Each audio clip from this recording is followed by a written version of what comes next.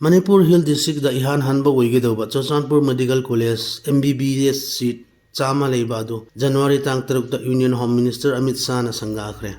District gi miyamna harauba phongdoklaga infrastructure award pa mayamdi tap na sarkarna thambigani su khalle. Manipur Governor la Ganesan na January tang 32 da Tipaimuk da Unaw Sukui Cultural Festival pangthokpa da chief guest oina saruk yawre. Masigi matamda Governor na adomda leba village authority civil society leaders mayamga maruoiba meeting su pangthoi.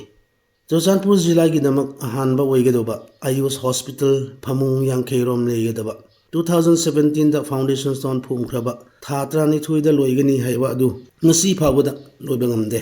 Sel lupa crore 3.5 rom changadaba G+3 ga G+2 quarter yauna sagani haiba se chapchana sabi dabani athubana sarkarna yengbigani sukhalle building sabaga lam mayamadu mulwai pheikhun gi ningthauda donate tobani kumsigi Republic Day numit Churachandpur DC na report piba matungina Churachandpur dagi Mizoram chatnaba lambi National Highway 102B sem sabadu 80% losinkhre hai.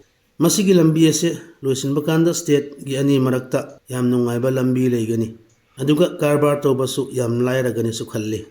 Churachandpur District Hospital ase hojikan anesthesis watpada awaba kearom thengnare. ISO certified company phauba ama oirasu infrastructure mayam leiri hojikan anesthesis paiba doctor ani sisu thabak ateiga punbanina operation leba kanda yamna awaba matam thengnare. Health Department na anesthesis award pase athubana thambina masu appeal taujai. Manipur sarkarna chathariba war on drugs paikhatpada Churachandpur jila dasu poppy cultivation thukhaiba pawdum tai. Manipur sarkarna alternative farming paikhatpase thabak oina pangthokani su khalle. Poppy thaba kangbu mayamna masigi sarkar gi scheme se khudong chaba lawba matam oire. Churachandpur jila da nong tadaba matam kuire hojikan thaknaba ising awaba adu amuka thokle. Han amiyamna ising lawnaba ringwell ayamba adu kangkhre.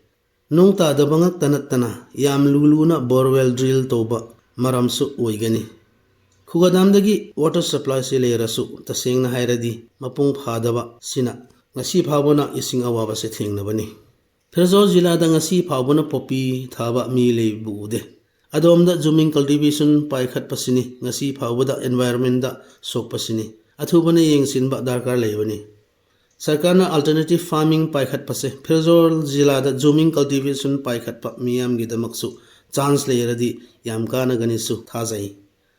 Phairzawal jila sida komla morok tongan bahei pambi thaba yabalam amani adubu makhoi gi puthokpa tongan bahei oiro morok oiro yonaba se amuka problem ama adum oye. NGO kharena adomda product mayam se yonbi naba marketing lambi di simbi bani. Barak turel manakta leba khun kayaromda kwa maru jubi phawba thaba yaba temperature lebani masina sarkar na khar step lobiraga shifting cultivation sinba yaba farming paikhatpa matam oire. Forest gilam yam chawba kakthatlaga mei thahanba sina effect climate da yam leba uyi. Poppy thaba kangbu gi damak ngaktanatana chingda shifting cultivation paikhatpa sisu sinba yaba lambi atei thiba matam oye. Masigi damak agriculture department oiro horticulture department mayamna adomda thaina dagi practice tawraba zooming cultivation sinba yanaba lambi amuktang thibiba yaroidra haibasini.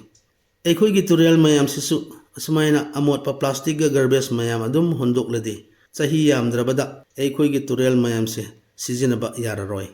State sarkar ga district administration chahi khudingna ekhoi gi tutorial mayam singdoknaba plan ga scheme lerdi yamna kanagani.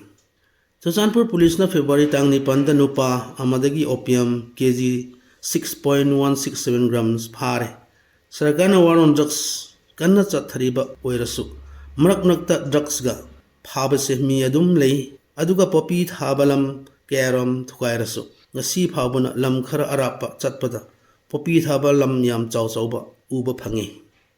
Police ga sarkar ngakta nattana stakeholders mayam ga khut samnarga masigi drugs ga mari leinaba poppy thabase loithokpa yaroidra haibasini.